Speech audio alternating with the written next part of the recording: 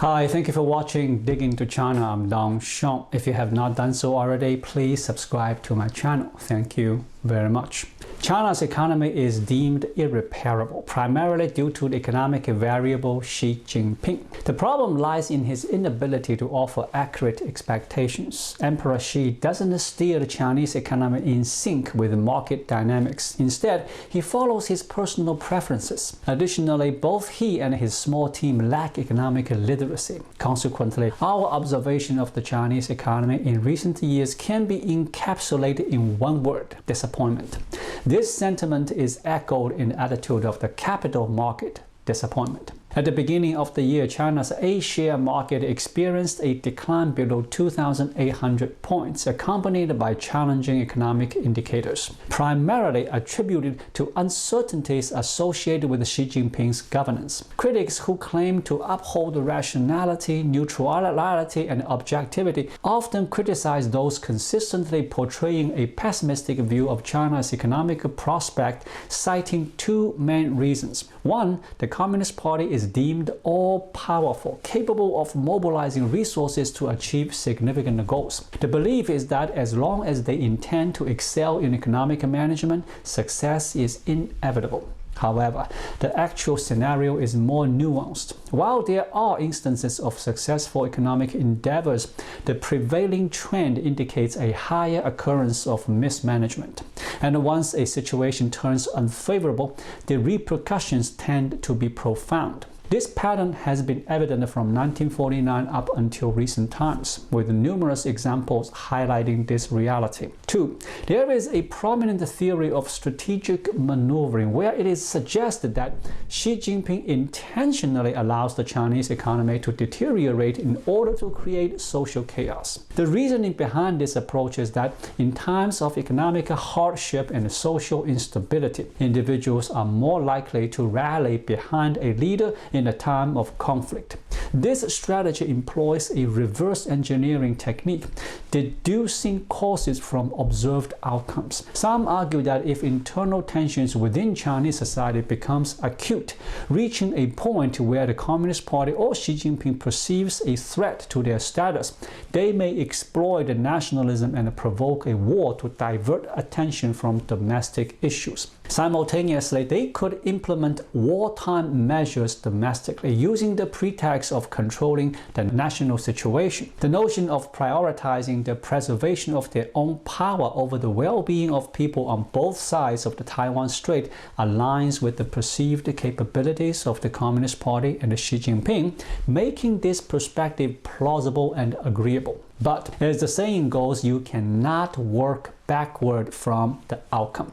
Claiming that because the economy has collapsed, he will attack Taiwan, therefore he intentionally caused the economic collapse. It's like saying that when in a critical situation, one should sever their own limb to survive. So to survive, let's first smash our arm. This logic raises numerous questions. Therefore, both of the aforementioned reasons do not hold water. Claiming that the Communist Party is all-powerful, capable of concentrating resources to achieve major goals, and asserting that as long as they want to manage the economy well, they can certainly do so is a flawed perception. While there is some validity in deducing the possibility of a collapse in the Chinese economy, the sheer magnitude of China's economy and the inertia gained from reforms of the past 30 years suggest that what we might witness is more of a rapid decline and accelerated contraction, rather than an immediate explosion and a dramatic collapse. Moreover, an economic collapse does not necessarily imply a collapse of political power. Xi Jinping still has the Taiwan card to play for the continuity of political power, and the economic situation is challenging to reverse through sheer human effort. Therefore, this is another common sense error. It's not simply because having control over political power, being able to concentrate the resources for major endeavors, or having the intention to manage the economy well. These factors don't guarantee the successful management of the economy. The discipline of macroeconomics arose due to the involvement of governments as economic actors. As long as macroeconomics remains relevant, economic cycles will persist. Hence, if governments continue to exist, the elimination of economic cycles becomes an unattainable goal. They will invariably be subject to the constraints of this objective phenomenon. This is beyond human control, and even entities like a CCP would encounter difficulties in completely resolving economic issues.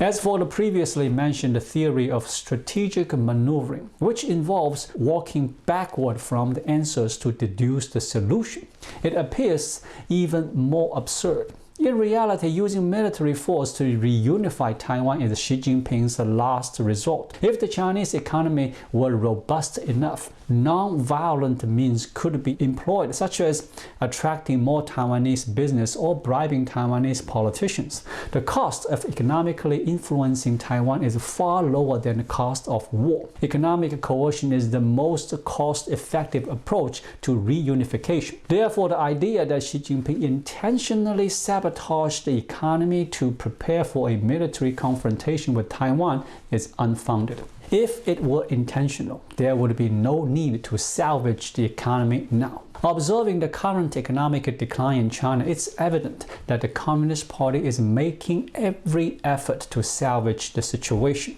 A clear indication of this is the recent implementation of visa-free policies for citizens of numerous countries in the past few months. This is a matter that involves the prestige of a major nation. Unless absolutely necessary, would Xi Jinping, known for prioritizing national dignity, readily set aside such concerns and grant visa-free access to citizens of many countries? Although Xi Jinping is making efforts to revive the economy, the rescue attempts seem chaotic and hurried.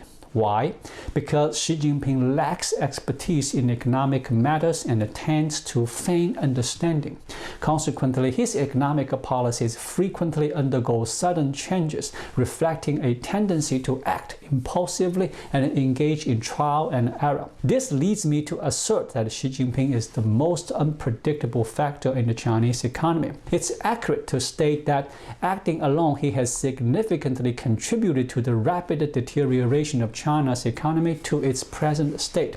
Moving forward, let's assess the extent of the Chinese economic decline and speculate on what misguided tactics Xi Jinping might employ next. The ongoing descent of the stock market, especially the A-share market in China, presents a considerable challenge for Xi Jinping in terms of intervention. The primary obstacle he encounters is the approval process for funds allocated to the national team, government entities responsible for market stabilization. Xi Jinping's authorization is required for these funds, and one key criterion for approval is the positive trading performance of the national team.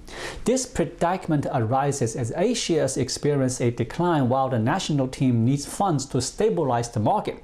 The dwindling A-shares result in losses. Xi Jinping's assessment of the national team includes an expectation of positive trading performance, further complicating their ability to rescue additional funding. Additionally, financial constraints within the government contributed to the issue, as the national team relies on budget allocations and the government is currently grappling with expenditure demands across various sectors. The hesitation of the A-share stabilization funds to take action despite the repeated calls for intervention is indicative of these challenges. Hence, I had a suspicion that either Xi Jinping lacks an understanding of how to navigate the stock market, or the inflexible evaluation mechanism within various departments of the Communist Party discourage any attempts to challenge the established system. This situation arises because as long as Xi Jinping doesn't perceive issues within the system, others are hesitant to raise concerns. Xi Jinping, being economically illiterate, may not grasp the reality that A-shares cannot be easily rescued.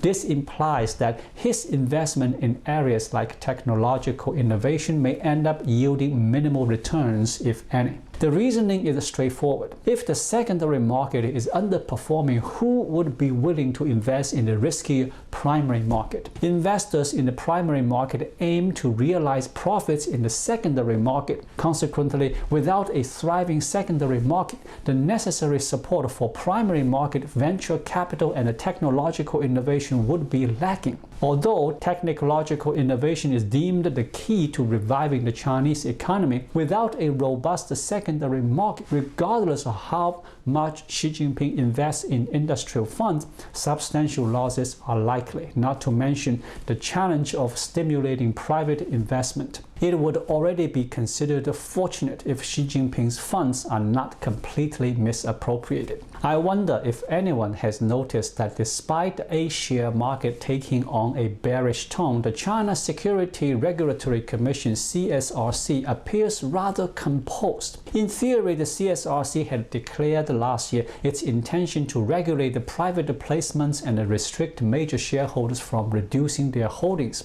However, it seems like listed companies are not strictly adhering to these directives. They continue to engage in reducing holdings and irregular cashing out practices despite earlier warnings. Recently, the Shanghai Stock Exchange even issued a specific notice stating that if listed companies violate the regulations by reducing holdings by over 1 million shares or exceeding an amount of 10 million yuan, the exchange will publicly criticize the relevant regulatory entities. Wow, it's quite a stringent penalty, including public criticism. Would this be enough to deter listed companies? It doesn't seem likely. While the CSRC is the primary regulatory authority for capital markets, it appears that the CSRC hasn't demonstrated a sense of urgency or concerted efforts to curb irregular cashing out behaviors in the stock market. Instead, what we observe is listed companies engaging in such practices unabated, seemingly anxious to capitalize on market conditions before missing out on potential gains. They are even willing to cut into the profits of the national team's investments. Should Xi Jinping realize this, he might opt to arrest officials within the China Securities Regulatory Commission and install a new team. I'd like to caution Xi Jinping on this matter. The essence of governing a country lies in the positioning of regulatory authorities. Whether it's the central bank or the CSRC, Xi Jinping has made a significant error by centralizing power and reclaiming authority from these institutions. This implies a deduction in their opportunities for rent seeking. While they may have engaged in corruption in the past, they were still doing their jobs. Now, without the option to engage in corruption, they might choose not to work at all. Since there's nothing to gain, they might as well not work, and everything can be managed by following Xi Jinping's commands. Therefore, for these specialized technical departments, Xi Jinping should grant them a certain degree of autonomy. To some extent, corruption serves as a lubricant for efficiency. I'm not advocating corruption, but it's a reality within the existing system. China is not a democratic and transparent nation. It operates under its own set of rules. People are just here to make a living, make money, and leave. If you demand that they work diligently while prohibiting corruption, expecting them to be saints, it's unattainable in an authoritarian state. Since there is no inherent oversight of power, if Xi Jinping cannot grasp this, it will only lead to all technical departments collectively becoming passive, akin to wooden figures, leaving everything for Xi Jinping to handle on his own. Xi Jinping deviates from conventional norms, wielding considerable authority despite his lack of economic understanding. He issues unpredictable and changing directives, experimenting and making errors throughout his years in power. He poses the most significant risk to the Chinese economy. Thank you for watching. Please leave a comment and subscribe to my channel. Just click the subscribe button right here. I'll see you again shortly. Until then, be well.